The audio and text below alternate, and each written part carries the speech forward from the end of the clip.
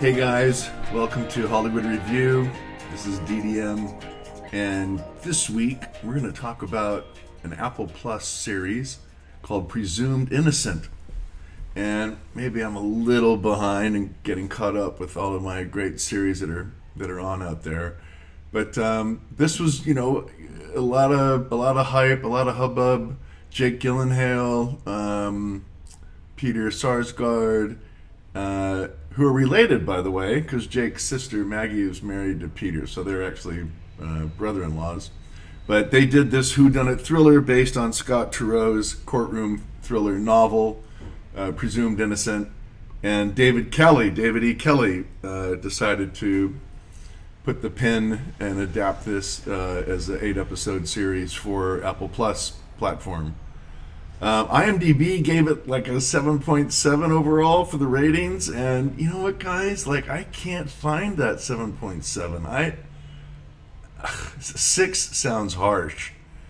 But you know what? It's just so bad. The ending is so bad. They jump the shark so bad at the end.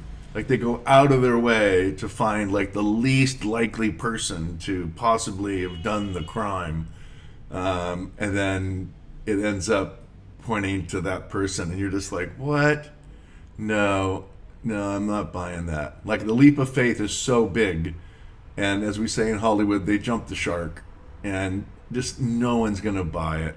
And the fact that David Kelly would even sign off on this with that ending, and that Jake and everybody else would sign off on this series with that ending.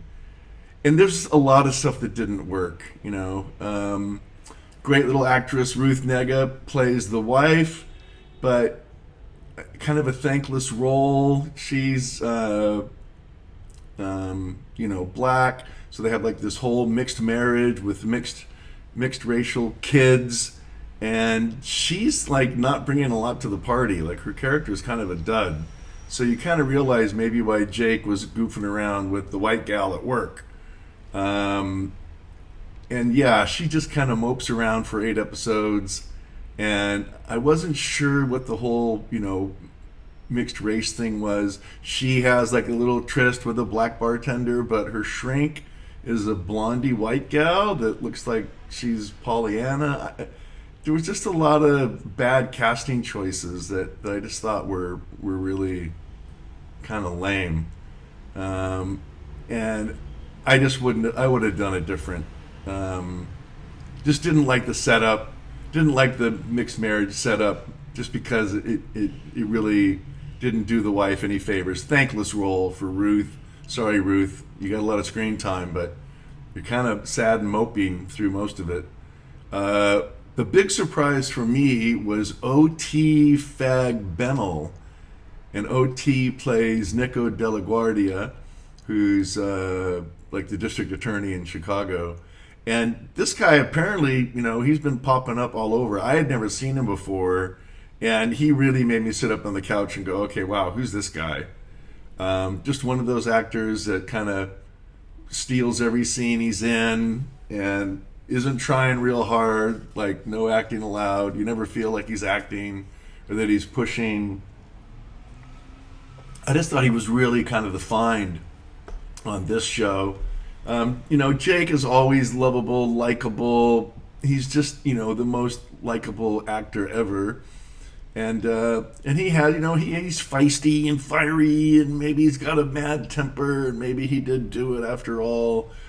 I thought Sarsgaard did a nice job. I'm a big fan of Peter. Maybe a little too much bolo tie at the end. I felt like wardrobe department or someone was really trying to define his character with this little idiosyncratic bolo tie. I felt like it drew attention to itself. I don't know. Even like the ending, there's like this little typed out note at the end. It's like in a perfect font off of a perfect printer instead of some scribble from some maniacal killer. I don't know. It was just all these little loose ends. I just felt like they weren't watching the shop, like we're sitting here watching at home. And then the other thing that kills me about Apple Plus, so annoying, and the other platforms do it too. But like they'll give you one episode, then you have to wait till next Wednesday for the second episode, and it's like, you know what? Like, we're all grown-ups out here. We can handle an 8-episode binge if we want to. You don't have to like trickle feed it to us, because you know what that does? That makes us bitter and resentful. And now it's like, oh crap! Like, it's only one episode, and I have to wait a week, and then like a week goes by, and you kind of barely remember like what night was it on, and you just kind of, you're just hacked off by the whole waiting process. Like, the show's already in the can, it's all cut, it's just sitting there. Like, just release the whole thing. Like, it's only going to give you more buzz than everybody complaining about when's the next episode coming out. I mean, I guess it is sort of like, coffee shop talk around the office. Did you see this week? Did you see that week? But to me, it's a pain in the ass. Like, it just doesn't serve anybody. We all would just rather do a healthy binge, and you're going to get much more positive word of mouth that way. So yeah, I'm going to give it a 6. Just didn't work for me. David Kelly, I'm kind of surprised that you signed off on this. And Jake, great role, nice cinematography, really excellent second unit stuff in Chicago. The kids, Jake's kids and the family, they do a good turn. But I think it's just such a giant leap of faith at the end. The ending is just so contrived. I'm just like, no, sorry. Like, you dragged me along for 8 episodes, then you're going to pull this. It's not okay. So, that's my review on Presumed Innocent.